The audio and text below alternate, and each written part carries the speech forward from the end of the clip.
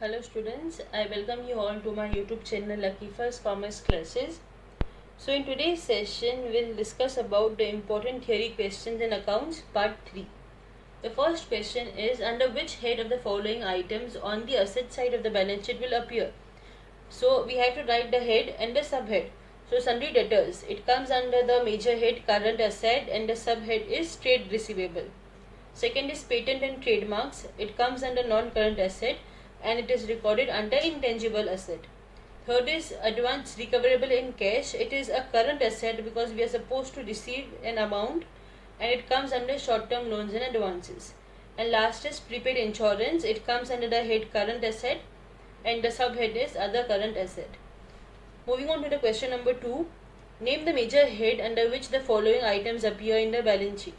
So here in this question we are asked only about the major head. So first is loose tools, it comes under current asset. Unpaid dividend comes under current liabilities. Copyright and patent comes under non-current asset, and land and building comes under non-current assets. Question 3 is about how are the following items shown while preparing the balance sheet.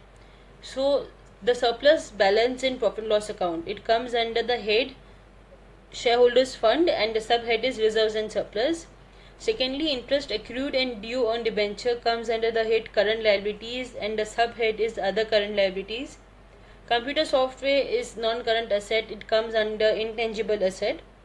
And interest accrued on investment comes under current asset and the subhead is other current asset. So next we have is a problem on balance sheet.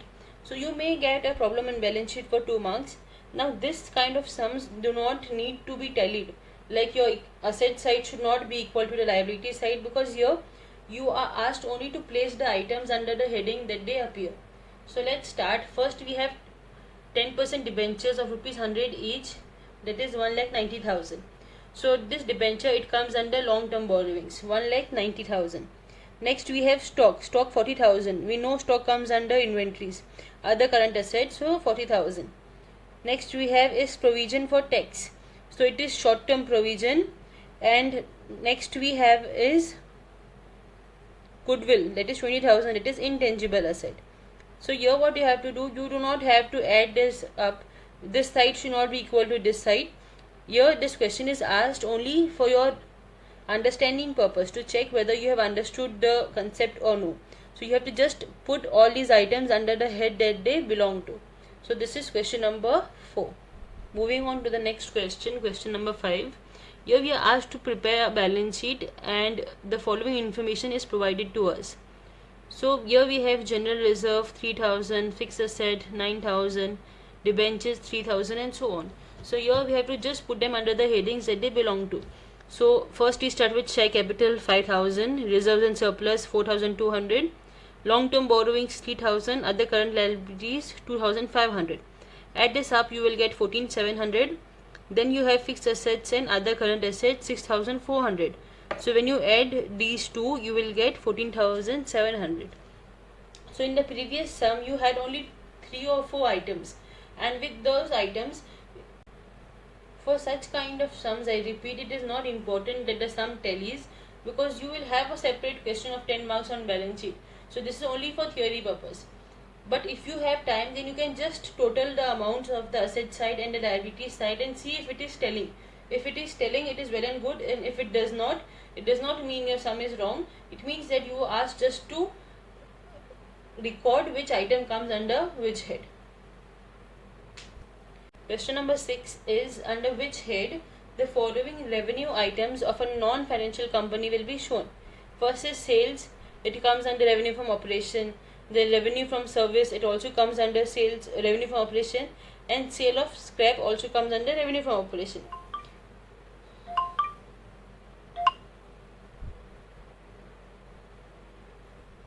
Sale of scrap also comes under revenue from operation. Then fourth and fifth, that is interest earned on loan and profit on sale of investment, it comes under other income. Question number 7, under which head the following revenue items are classified. First is profit on sale of building, then second is sale of scrap, and third is revenue from project consultancy rendered. So all this comes under the head other income. In the next question, calculate the cost of material consumed from the following. So we are given opening inventory, purchase of material and closing inventory. So we have to remember that always the closing inventory has to be deducted. Okay, it has to be deducted. So opening inventory is 5 lakhs plus 25 lakhs minus 4 lakhs. So that comes to 26 lakhs. Always remember closing inventory will be deducted. Next question is calculate the cost of material consumed. So cost of material consumed again is opening inventory plus purchase of material minus closing inventory. So again in this problem as well, what we have to do, we have to deduct the closing inventory. So 2 lakh 50 plus 15 lakhs minus 2 lakh 25. It will give you 15 lakh 25,000. Question number 10. From the following information, calculate changes in inventory of finished goods. So opening and closing stock is given to us.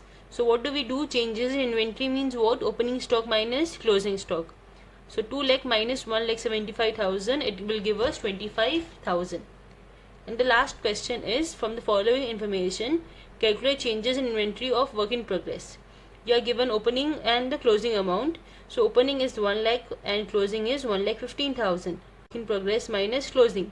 1 lakh minus 1 lakh 15,000 will give you negative 15,000, because your 1 lakh 15,000 is more than 1 lakh and the sign of the greater number. Therefore, you put the amount in the bracket. So this was all for today's session. In today's session, we discussed the important theory questions on accounts part 3, in which I solved with all of you or discussed with all of you 11 questions. I hope these questions were understood by all of you. If there are any queries or any questions or any doubts in your mind, please ask me through the comment section. Also, if you liked my today's session, then please like, share and subscribe to my channel. Thank you.